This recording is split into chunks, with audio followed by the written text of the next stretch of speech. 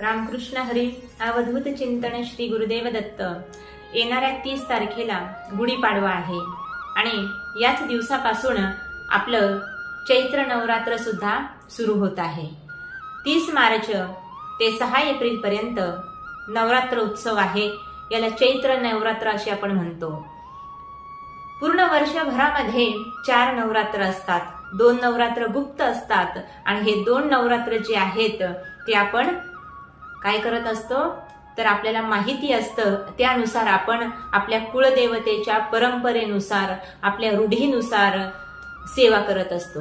तर या चैत्र नवरात्रामध्ये कुळदेवतेला प्रसन्न करण्यासाठी, देवी मातेला प्रसन्न करण्यासाठी अनेक प्रकारच्या साधना केल्या जातात, सेवा केल्या जातात.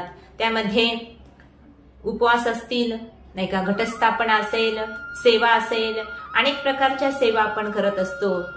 ज्या पद्धतीने आश्विन महिन्यामध्ये जे नवरात्र येतं त्या नवरात्रीला आपण घटस्थापना करतो, उपवास पकडतो, दुर्गा सप्तशतीचे पारायण करतो, त्याच पद्धतीने चैत्र नवरात्रामध्ये सुद्धा अनेक घरामध्ये घटस्थापन केले जातात, उपवास धरले जातात आणि सप्तशतीचे पाठही केले जातात.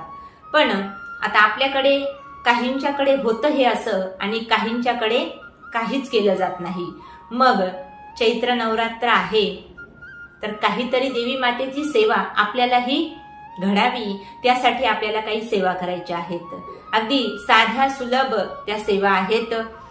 नवरात्रामध्ये घटस्थापना जर केली तर उत्तमच आहे चैत्र नवरात्रामध्ये.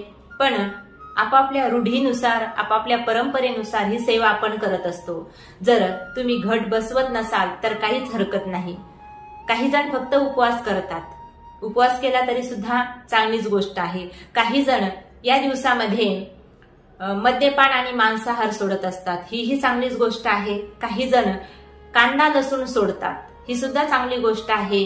काही जण उपासना म्हणून अनेक प्रकारचे जे मंत्र आहेत, अनेक प्रकारचे जे स्तोत्र आहेत त्याचं पठण करत असतात, ही चांगलीच गोष्ट आहे.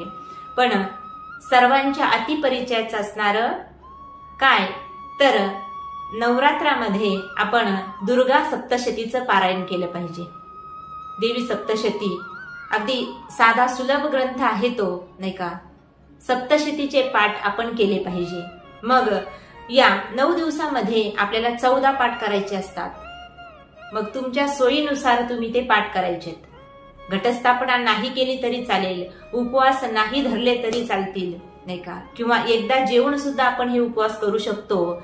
पण जेवणाच्या अगोदर हे पाठ आपल्याला करायचे आहेत. मग कसे कराल? पहिल्या दिवशी 1 पाठ वाचायचा, दुसऱ्या दिवशी 2 पाठ वाचायचे, तिसऱ्या दिवशी 1 पाठ वाचायचा, चौथ्या दिवशी 2 पाठ वाचायचे. असे 1-2 1-2 करत आपल्याला 14 पाठ 9 दिवसामध्ये कंप्लीट करायचे असतात. मग ही सेवा आपण करायची आहे या चैत्र नवरात्रामध्ये. आणि शेवटच्या दिवशी वाचनासाठी 9मीच्या दिवशी 1 अध्याय आपल्याला ठेवायचा आहे आणि त्या अध्यायाने या आपल्या 9 दिवसाच्या सेवेची सांगता करायची आहे. मग ती सांगता तुम्ही तुमच्या पद्धतीने करू शकता. ब्राह्मणाला अन्नदान नाही का, गरिबांना अन्नदान किंवा सुवासिनींना जेवू घालणं वगैरे. तर या सेवा आपण करायच्या आहेत या नवरात्रीमध्ये. आणि हे जर काहीकडून होतं, ज्या घरी असतील त्यांच्याकडून ही सेवा होते. पण ज्यांना जॉब आहे, ज्यांना नोकरीवरती जावं लागतं, ज्यांचा स्वतःचा व्यवसाय आहे, त्यांना मात्र 2 तास बसणं शक्य होत नाही. मग त्यांनी काय करायचं तर देवी मातेचे अनेक मंत्र आहेत. त्यापैकी 99 मंत्र अतिशय शुद्ध पवित्र अंतकरणाने जर या मंत्राचं आपण पठण केलं, या मंत्राचा जप केला, संपुटित करायचा आहे नाही का. अगोदर संकल्प करायचा पहिल्या दिवशी आणि नंतर त्याचा आपण जप करायचा आहे. 99 मंत्राचा जरी जप केला 9 दिवस, पण किती करायचा, काय करायचा तो तुमच्यावर अवलंबून आहे. तुमच्याकडे किती वेळ आहे त्यानुसार आपल्याला ही देवी मातेची सेवा करायची आहे आणि आपल्यावरती कृपा प्राप्त करून घ्यायची आहे. आता कुणी म्हणेल आम्हाला यालाही वेळ नाही, तर या 9 दिवसामध्ये काही गोष्टी आपल्याला सोडाव्या लागतील. जर तुम्हाला उपवास धरायचे नसेल, नवरात्राचे घटस्थापना करायची नसेल, सप्तशतीचे पाठ करायचे नसतील, तर काही गोष्टी तर आपण करू शकतो.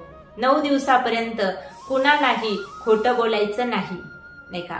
कुणाशीही अगदी द्वेषाने वागणं म्हणजे कुणाला द्वेषाने आपण बोलायचं नाही, कुणाशी खोटं बोलायचं नाही, कुणावर रागवायचं नाही. आपल्या वाणीवर जे आहे ते कंट्रोल ठेवायचं, नियंत्रण ठेवायचं.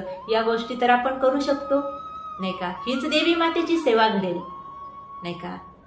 अगदी शरीर, मन, बुद्धी, सगळे इंद्रिय भगवंताला जर तुम्ही समर्पित केले तर सगळंच काही सुलभ होत असतं. पण हे आपल्याच्याने घडत नाही, कारण हे घोर कलियुग आहे. मिनिटाला माणूस खोटं बोलतोय, नाही का.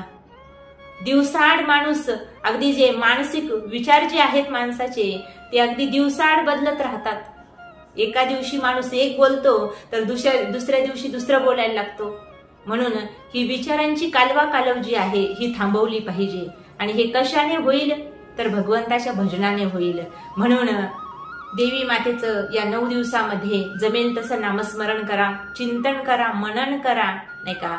आणि जे देवी सप्तशतीचे पाठ आपण करणार आहोत, दुर्गा सप्तशतीचे पाठ, त्याचं मनन निजिध्यासन जर केलं तर देवी मातेची आपल्यावर निश्चितच कृपा झाल्याशिवाय राहणार नाही. म्हणून जमेल तशी या नवरात्रामध्ये सेवा करा आणि आपल्या कुलदेवतेला प्रसन्न करून घ्या.